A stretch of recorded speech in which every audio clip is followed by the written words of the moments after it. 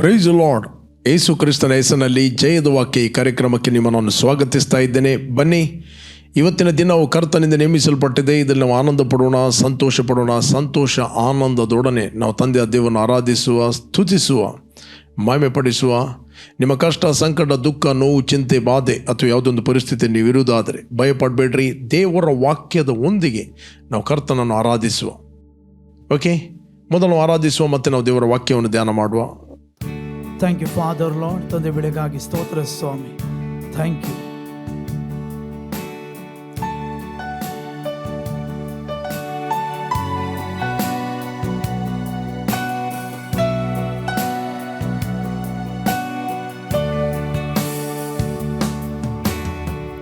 ಉಸಿರಿರುವ ದಿನವೆಲ್ಲ ಆರಾಧನೆ, ಉಸಿರಾದ ಯೇಸುವಿಗೆ ಆರಾಧನೆ.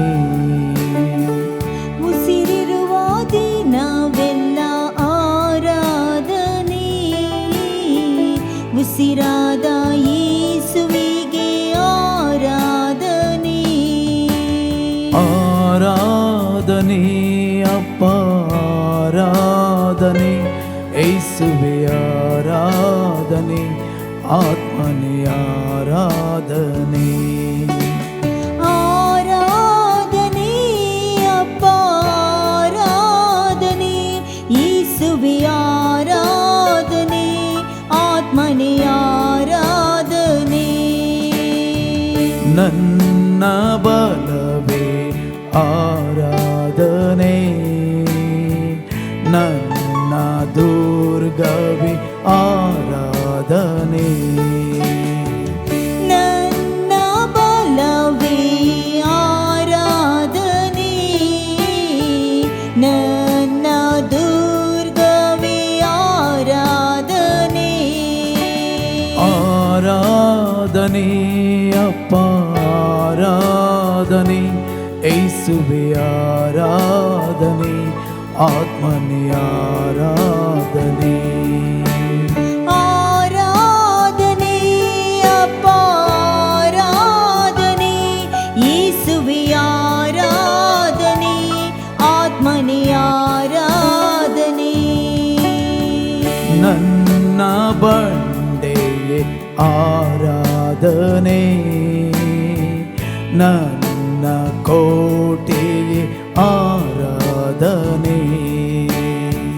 ನನ್ನ ಬಂಡೆಯೇ ಆರಾಧನೆ, ನನ್ನ ಕೋಟೆಯೇ ಆರಾಧನೆ.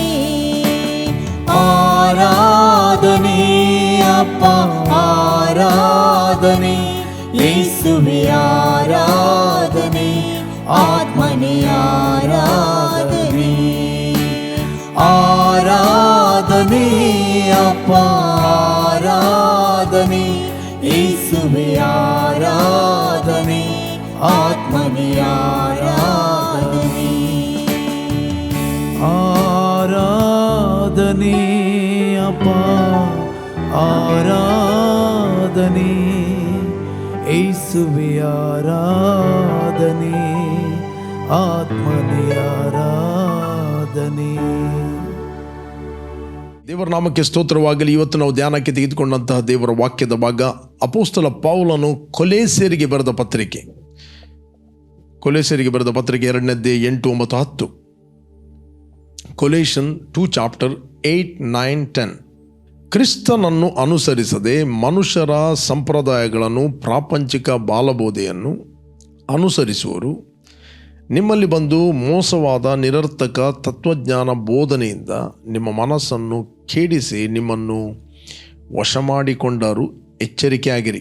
ಕ್ರಿಸ್ತನಲ್ಲಿಯೇ ದೇವರ ಸರ್ವ ಸಂಪೂರ್ಣತೆಯು ಅವತರಿಸಿ ವಾಸ ಮಾಡುತ್ತದೆ, ಮತ್ತು ನೀವು ಆತನಲ್ಲಿ ಇದ್ದುಕೊಂಡೇ ಪರಿಪೂರ್ಣತೆಯನ್ನು ಹೊಂದಿದವರಾಗಿದ್ದೀರಿ. Praise God. ಇಲ್ಲಿ ಅಪೊಸ್ತಲ ಪೌಲ್ ಬರೀತಾನೆ, ಕ್ರಿಸ್ತನನ್ನು ಅನುಸರಿಸದೆ ಮನುಷ್ಯರ ಸಂಪ್ರದಾಯಗಳನ್ನು, ಪ್ರಾಪಂಚಿಕ ಬಾಲಬೋಧೆಗಳನ್ನು ಅನುಸರಿಸುವರು ನಿಮ್ಮಲ್ಲಿ ಬಂದು ಮೋಸವಾದ ನಿರರ್ಥಕ ತತ್ವಜ್ಞಾನ ಬೋಧನೆಯಿಂದ ನಿಮ್ಮ ಮನಸ್ಸನ್ನು ಕೆಡಿಸುವರು. ತತ್ವಜ್ಞಾನ, ದ ಫಿಲಾಸಫಿ. ಫಿಲಾಸಫಿ ಎಂಬ ವರ್ಡ್ ಅದು ಗ್ರೀಕ್ ವರ್ಡ್. ಫಿಲಿಯೋ ಅಂತ ಹೇಳಿದರೆ ಪ್ರೀತಿ, ಸೋಫಿಯಾ ಅಂತ ಹೇಳಿದರೆ ಜ್ಞಾನ, ವಿಜ್ಡಮ್. ಫಿಲೋಸಫಿ, ಸೋಫಿಯಾ ಅಂತ ಹೇಳಿದರೆ ಜ್ಞಾನ, ಅಂದರೆ ಜ್ಞಾನವನ್ನು ಪ್ರೀತಿಸುವರು, ಜ್ಞಾನವನ್ನು ಪ್ರೀತಿಸುವರು. ಅದಕ್ಕೋಸ್ಕರ ಬೈಬಲ್ ಹೇಳ್ತೀವಿ, ಲೋಕವು ಜ್ಞಾನವೆನಿಸುವ ಮಾರ್ಗದಿಂದ ದೇವರನ್ನು ಕಂಡುಕೊಳ್ಳದೆ ಹೋದದ್ದು ದೇವರ ಜ್ಞಾನದ ಸಂಕಲ್ಪ ಅಂತ. ಗ್ರೀಕರು ಯಾವಾಗಲೂ ಅವರು ಜ್ಞಾನವನ್ನು ಹುಡುಕುವುದು.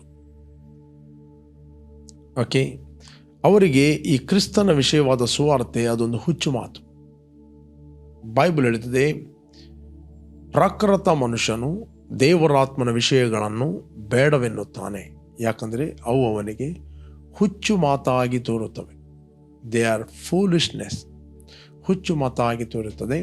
ಅವುಗಳನ್ನು ಆತ್ಮವಿಚಾರದಿಂದ ತಿಳಿಯತಕ್ಕವುಗಳು. ಆದರೆ ಆತ್ಮಿಕ ಮನುಷ್ಯನು ಎಲ್ಲವನ್ನು ತಿಳಿದುಕೊಳ್ಳುತ್ತಾನೆ ಅಂತ ದೇವರ ವಾಕ್ಯ ಹೇಳ್ತದೆ. 1 Corinthians 2:14 ವರ್ಸ್ 14ನೇ ವಚನದಲ್ಲಿ ಓದಿದರೆ ನಿಮಗೆ ಸಿಗ್ತದೆ. ಓಕೆ, ಇಲ್ಲಿ ಅಪೊಸ್ತಲ ಪೌಲ ಹೇಳುತ್ತಾನೆ, ಕ್ರಿಸ್ತನನ್ನು ಅನುಸರಿಸದೆ ಪ್ರಾಪಂಚಿಕ ಬಾಲಬೋಧನೆಯಿಂದ ಅನುಸರಿಸುವರು ನಿಮ್ಮಲ್ಲಿ ಬಂದು ಮೋಸವಾದ ನಿರರ್ಥಕ ತತ್ವಜ್ಞಾನ ಬೋಧನೆಯಿಂದ ನಿಮ್ಮ ಮನಸ್ಸನ್ನು ಕೆಡಿಸಾರು. ಎಚ್ಚರಿಕವಾಗಿರಿ. The mind is very powerful. ಕೆಡಿಸಾರು. ಕ್ರಿಸ್ತನಲ್ಲಿಯೇ ದೇವರ ಸರ್ವ ಸಂಪೂರ್ಣತೆ ಅವತರಿಸಿ ವಾಸ ಮಾಡುತ್ತೆ. ಕ್ರಿಸ್ತನಲ್ಲಿ ದೇವರ ಸರ್ವ ಸಂಪೂರ್ಣತೆ ಕ್ರಿಸ್ತನಲ್ಲಿ ಅವತರಿಸಿ ವಾಸ ಮಾಡುತ್ತದೆ. ನೆಕ್ಸ್ಟ್ ಅಲ್ಲದೆ ನೀವು ಆತನಲ್ಲಿಯೇ ಇದ್ದುಕೊಂಡು ಪರಿಪೂರ್ಣತೆಯನ್ನು ಹೊಂದಿದವರಾಗಿದೆ. This all pure spiritual knowledge. Knowledge ಯಾಕೆ ಇರುವಂಥದ್ದು? ಕಮ್ಯುನಿಕೇಟ್ ಮಾಡಲಿಕ್ಕೆ, ಸಂಪರ್ಕ ಮಾಡಲಿಕ್ಕೆ. ನಾಲೆಜ್ ಇಲ್ಲ ಅಂತ ಹೇಳಿದರೆ ನಾವು ಸ್ಪಿರಿಚುವಲಿ ನಾವು ಫಂಕ್ಷನ್ ಆಗಲಿಕ್ಕೆ ಆಗೋದಿಲ್ಲ.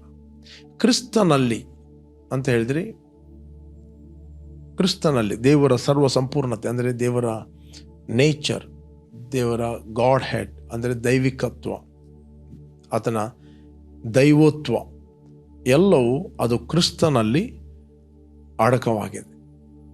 ಯಾವುದೇ ಒಂದು ಹಣ್ಣಿನ ಬೀಜವನ್ನು ನೀವು ತಂದರೆ ಆ ಬೀಜದಲ್ಲಿ ಆ ಮರದ ಸಂಪೂರ್ಣತೆ ಅದರಲ್ಲಿ ಅವತರಿಸಿ ವಾಸ ಮಾಡುತ್ತಾ ಇದೆ. ದ ಫುಲ್ನೆಸ್ ಅಂತ ಹೇಳ್ತಾರೆ. ಓಕೆ, ಫುಲ್ನೆಸ್, ಆ ಮರದ ಎಲ್ಲ ಒಂದು ಗುಣಗಳು ರೀಪ್ರೊಡ್ಯೂಸ್ ಮಾಡುವ ಶಕ್ತಿ ಆ ಬೀಜದಲ್ಲಿ ಇದೆ. ಅದೇ ರೀತಿ ಕ್ರಿಸ್ತನಲ್ಲಿ ದೇವರ ಸರ್ವ ಸಂಪೂರ್ಣತೆ ಅವತರಿಸಿ ವಾಸ ಮಾಡುತ್ತಾ ಇದೆ. ಯಾವ ದಿವಸ ನೀವು ಯೇಸುವನ್ನು ನಿಮ್ಮ ರಕ್ಷಕನ ಒಡೆಯನೆಂದು ನೀವು ಅಂಗೀಕಾರ ಮಾಡಿದಿರಿ, ದೇವರ ಸರ್ವ ಸಂಪೂರ್ಣತೆ ನಿಮ್ಮಲ್ಲಿ ಅವತರಿಸಿ ವಾಸ ಮಾಡುತ್ತಾ ಇದೆ. ಕ್ರಿಸ್ತನಲ್ಲಿ ನೀವು ಆತನಲ್ಲಿಯೇ ಇದ್ದುಕೊಂಡು ಪರಿಪೂರ್ಣತೆಯನ್ನು ಹೊಂದುತ್ತೀರಿ ಅಂತ ಹೇಳಲಿಲ್ಲ. ಆತನಲ್ಲಿದ್ದವನು ನೀವು ಆತನ ಸಂಪೂರ್ಣತೆಯ ಮಟ್ಟಿಗೆ ನೀವು ಪರಿಪೂರ್ಣತೆಯನ್ನು ಹೊಂದಿದವರಾಗಿದ್ದೀರಿ. You are complete in Christ. ನೀವು ಕ್ರಿಸ್ತನಲ್ಲಿ ಪರಿಪೂರ್ಣತೆಯನ್ನು ಹೊಂದಿದ್ದೀರಿ. ಹಾಗಾದರೆ ನಾವು ಕ್ರಿಸ್ತನಲ್ಲಿ ಯಾರು ಎಂಬ ಜ್ಞಾನವನ್ನು ನಾವು ಧ್ಯಾನ ಮಾಡಬೇಕು. ನಾವು ಇಂದ್ರಿಯಗಳ ಜ್ಞಾನದಿಂದ ದೇವರನ್ನು ಹುಡುಕಲಿಕ್ಕೆ ಆಗೋದಿಲ್ಲ. ಇಂದ್ರಿಯಗಳ ಜ್ಞಾನ ಲೋಕದ ಬಾಲಬೋಧೆ ಅಂತ ಬೈಬಲ್ ಹೇಳ್ತದೆ. ಲೋಕವು ಜ್ಞಾನವೆನಿಸುವ ಮಾರ್ಗದಿಂದ ದೇವರನ್ನು ಕಂಡುಕೊಳ್ಳಲಿಕ್ಕೆ ಆಗುವುದಿಲ್ಲ. ಈ ಲೋಕದಲ್ಲಿ ನಿನ್ನ ಇಂದ್ರಿಯಗಳ ಜ್ಞಾನದಿಂದ, ನಿನ್ನ ಪುಸ್ತಕಗಳ ಜ್ಞಾನದಿಂದ, ನಿನ್ನ ಫಿಲಾಸಫಿಯಿಂದ ನೀನು ದೇವರನ್ನು ಕಂಡುಕೊಳ್ಳಲಿಕ್ಕೆ ಆಗುವುದಿಲ್ಲ. ದೇವರು ಯಾರಂತ ನಿನಗೆ ಕನ್ವಿಕ್ಷನ್ ತರುವಂಥವನು ಆತನ ಪವಿತ್ರಾತ್ಮ, ಮತ್ತು ದೇವರ ಬಳಿಗೆ ನಡೆಸುವ ಆತನು ಒಬ್ಬನೇ, ಈಸ್ ಜೀಸಸ್. ಓಕೆ, ನಾನೇ, ಯೇಸು ಸ್ವಾಮಿ ಹೇಳಿದ, ನಾನೇ ಬಾಗಿಲು. I am the door. ನಾನೇ ಬಾಗಿಲು. ನನ್ನ ಮುಖಾಂತರ ಯಾರು ಹೋಗುತ್ತಾನೆ ಅವನು ಸುರಕ್ಷಿತವಾಗಿ ಹೋಗುತ್ತಾನೆ, ಸುರಕ್ಷಿತವಾಗಿ ಹೊರಗೆ ಬರುತ್ತಾನೆ, ಸುರಕ್ಷಿತವಾಗಿ ಮೇವನ್ನು ಕಂಡುಕೊಳ್ಳುತ್ತಾನೆ. ನನ್ನನ್ನು ಬಿಟ್ಟು ನೀವೇನು ಮಾಡಲಿಕ್ಕೆ ಆಗೋದಿಲ್ಲ. ಅದಕ್ಕೆ ಯೇಸು ಕ್ರಿಸ್ತನ ದೇವರೇ ಅದು ನಮ್ಮ ದೇವರು. ನಾವೆಲ್ಲ ನಂಬ್ತೀವಿ ಒಬ್ಬನೇ ಸತ್ಯ ದೇವರು ಅಂತ. ಹೌದು, ಆ ಸತ್ಯ ದೇವರು ಯಾರು? ಯೇಸು ಕ್ರಿಸ್ತನ ದೇವರೇ ನಮ್ಮ ದೇವರು. ಯೇಸು ಕ್ರಿಸ್ತನ ದೇವರೇ ಅದು ಸತ್ಯ ದೇವರು. The father of our Lord Jesus Christ ಅಂತ ವಾಕ್ಯ ಹೇಳ್ತದೆ. If you want to go to the true God, you must go through Jesus. ಯೇಸು ಹೇಳಿದ, ನಾನೇ ಮಾರ್ಗ, ನಾನೇ ಸತ್ಯ, ನಾನೇ ಜೀವ, ನನ್ನ ಹೊರತು ಯಾರೂ ತಂದೆಯ ಬಳಿಗೆ ಹೋಗಲಿಕ್ಕೆ ಆಗುವುದಿಲ್ಲ. ಯೇಸು ಕ್ರಿಸ್ತನೇ ನಮಗೆ ಸರಿಯಾದ ದೇವರ ಬಗ್ಗೆ ಪರಿಚಯ ಮಾಡಿಕೊಟ್ಟ. ಮತ್ತು ಯಾರು ಯೇಸುವನ್ನು ಅಂಗೀಕಾರ ಮಾಡುತ್ತಾರೋ ಅವರು ದೇವರ ಸಂಪೂರ್ಣತೆಯನ್ನು ಅವರು ಹೊಂದಿದ್ದಾರೆ. ಓಕೆ, ಮತ್ತು ದೇವರ ಜೀವ ಅವರ ಒಳಗಿದೆ, ದೇವರ ಎಬಿಲಿಟಿ ಅವರ ಒಳಗಿದೆ, ದೇವರ ಜ್ಞಾನ ಅವರ ಒಳಗಿದೆ. Christ is our wisdom. ಕ್ರಿಸ್ತನು ನಮ್ಮ ಜ್ಞಾನವಾಗಿದ್ದಾನೆ, ಕ್ರಿಸ್ತನ್ ನಮ್ಮ ನೀತಿಯಾಗಿದ್ದಾನೆ, ಕ್ರಿಸ್ತನ್ ನಮ್ಮ ವಿಮೋಚನೆ ಆಗಿದ್ದಾನೆ, ಕ್ರಿಸ್ತನ್ ನಮ್ಮ ಶುದ್ಧೀಕರಣವಾಗಿದ್ದಾನೆ, ಸ್ಯಾಂಟಿಫಿಕೇಶನ್ ಅಂತ ಹೇಳ್ತಾರೆ. ನೀವು ಕ್ರಿಸ್ತ ಯೇಸುವಿನಲ್ಲಿ ಇರುವುದು ಆತನಿಂದಲೇ.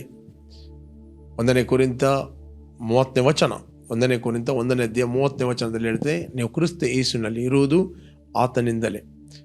ಬಟ್ ಇಲ್ಲಿ ಬೈಬಲ್ ಹೇಳ್ತದೆ, ಇಂಥ ಫಿಲಾಸಫಿ ಜ್ಞಾನದಿಂದ, ತತ್ವಜ್ಞಾನ ಬೋಧನೆಯಿಂದ ನಿಮ್ಮ ಮನಸ್ಸನ್ನು ಯಾರು ಕೂಡ ರಂಗಾಗಿ ಮಾತಾಡಿ ಕೆಡಿಸಿದಂತೆ ನೋಡಿಕೊಳ್ಳಿರಿ ಅಂತ ಬೈಬಲ್ ಹೇಳ್ತದೆ. ಏನೇ ಬೋಧನೆ ಬರಬೇಕಾದ್ರೆ ಅದು ಕ್ರಿಸ್ತನಲ್ಲಿ ಇರಬೇಕು. ಕ್ರಿಸ್ತನಲ್ಲಿಯೇ ದೇವರ ಸರ್ವ ಸಂಪೂರ್ಣತೆ.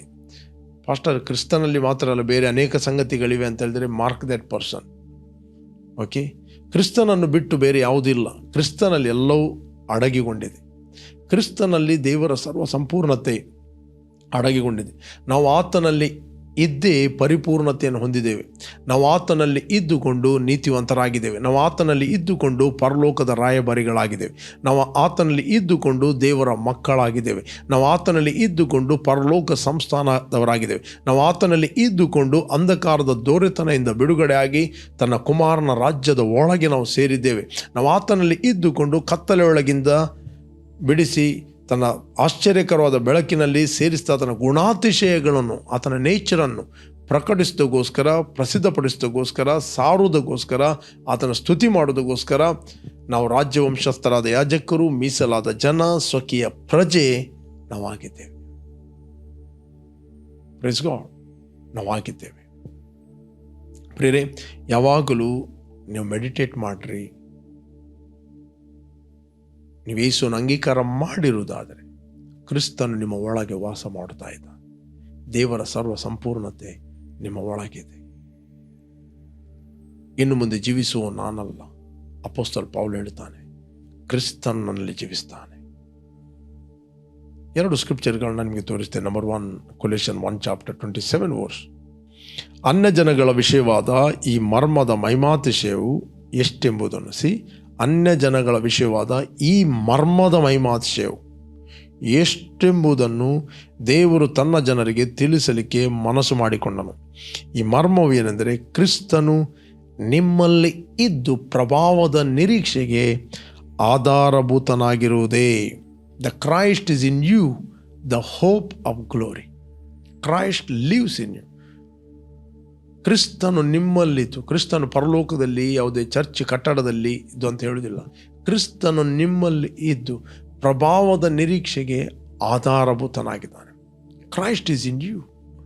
ಹಾಗಾದರೆ ದೇವರ ಸರ್ವ ಸಂಪೂರ್ಣತೆ ಕ್ರಿಸ್ತನಲ್ಲಿ ಅವತರಿಸಿ ವಾಸ ಮಾಡ್ತಾ ಇದೆ ಅಂತ ಹೇಳಿದರೆ, ಕ್ರಿಸ್ತನಲ್ಲಿ ನಿಮ್ಮ ಒಳಗೆ ದೇವರ ಸರ್ವ ಸಂಪೂರ್ಣತೆ ಅವತರಿಸಿ ವಾಸ ಮಾಡುತ್ತದೆ.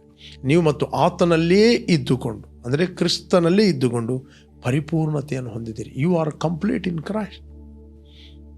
ಯೇಸು ಶಿರಸ್ಸಾಗಿದ್ದಾನೆ, ನೀವು ದೇಹವಾಗಿದ್ದೀರಿ. You are complete. ನಿಮ್ಮನ್ನು ಬಿಟ್ಟು ದೇವರು ಈ ಲೋಕದಲ್ಲಿ ಏನು ಮಾಡುವುದಿಲ್ಲ. ಈ ಲೋಕದಲ್ಲಿ ಏನೇ ಮಾಡುವುದಾದರೆ ಅದು ನಿಮ್ಮ ಮೂಲಕ ಆತನು ಮಾಡುತ್ತಾನೆ. He will do through you. You are complete. ಆತನಿಲ್ಲದೆ ನಮಗೆ ಏನು ಮಾಡಲಿಕ್ಕೆ ಆಗುವುದಿಲ್ಲ, ನಾವಿಲ್ಲದೆ ಆತನಿಗೆ ಮಾಡಲಿಕ್ಕೆ ಆಗುವುದಿಲ್ಲ ಅಂತಲ್ಲ. Is A god.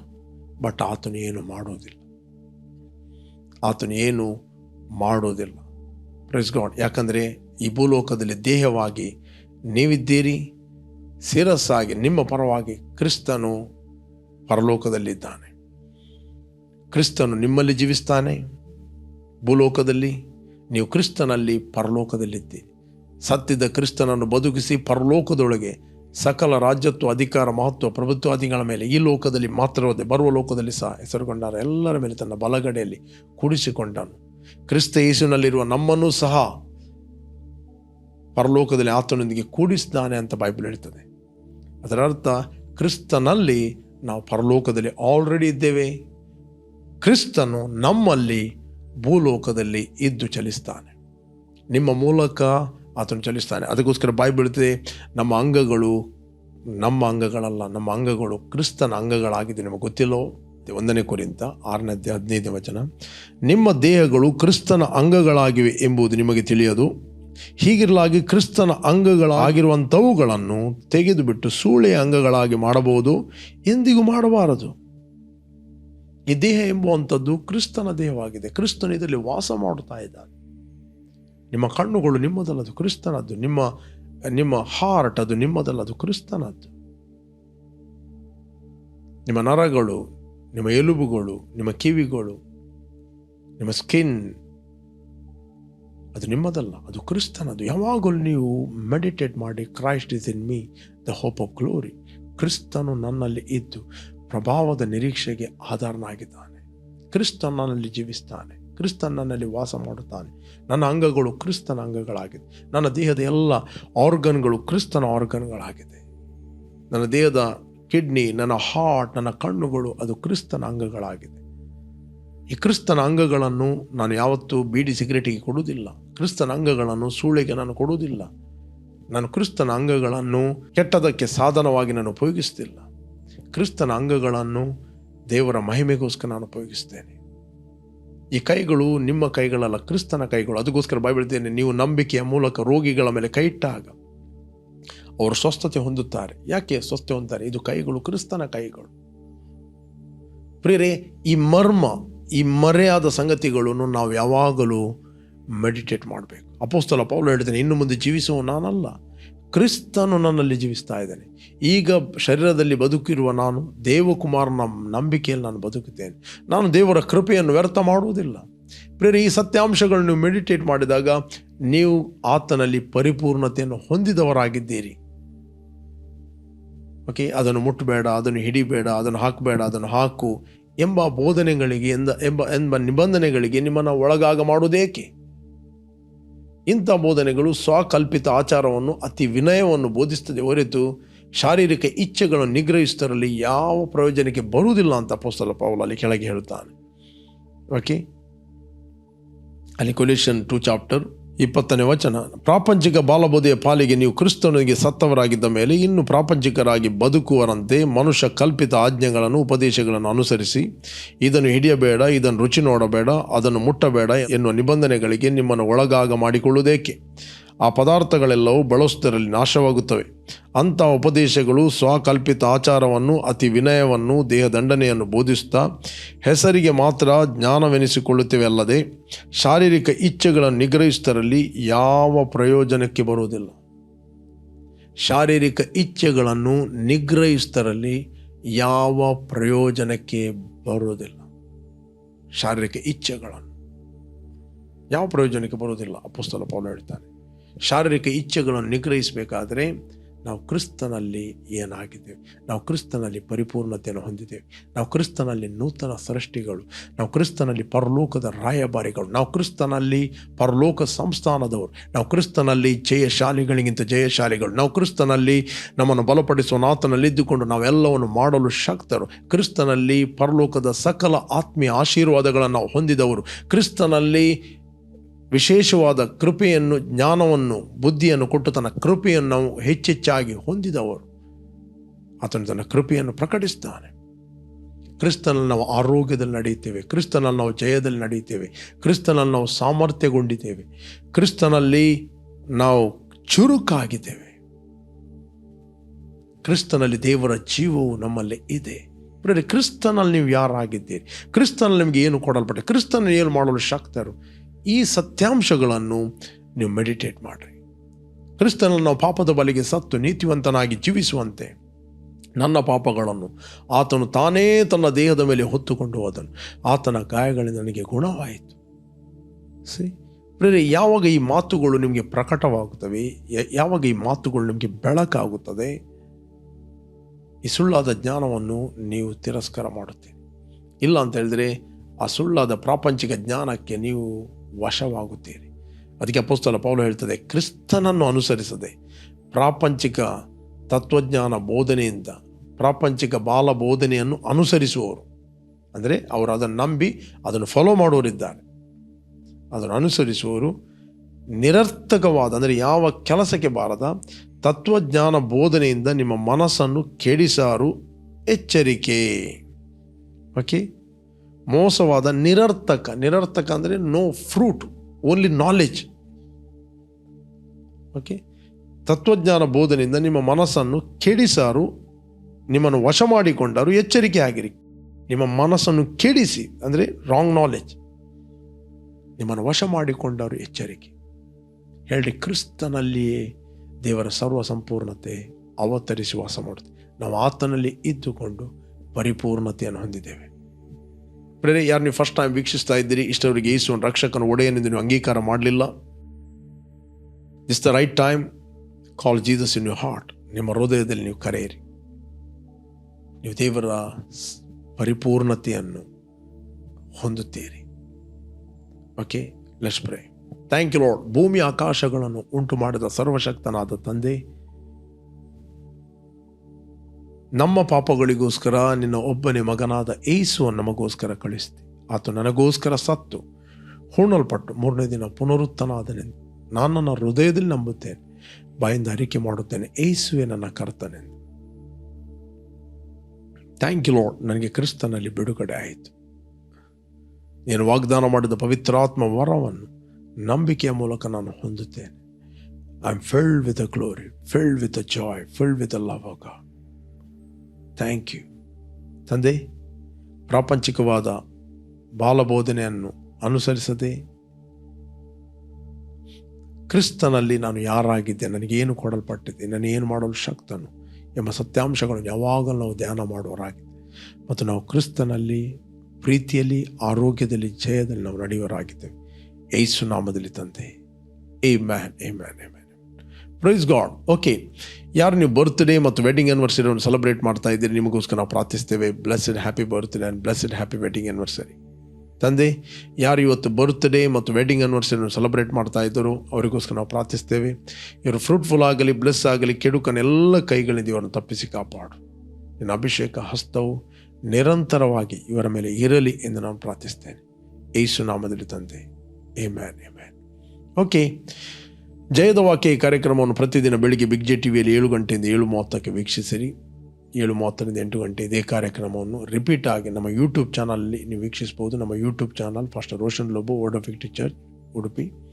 ಪ್ರತಿದಿನ ಸಂಜೆ ಫೇಸ್ಬುಕ್ ಮತ್ತು ಯೂಟ್ಯೂಬಲ್ಲಿ ನಾನು ಸಂಜೆ ಲೈವ್ ಮಾತಾಡ್ತಾ ಇದ್ದೇನೆ. ನನ್ನೊಟ್ಟಿಗೆ ಜಾಯ್ನ್ ಆಗಿರಿ. ಅರಿಕೆಗಳಿವೆ.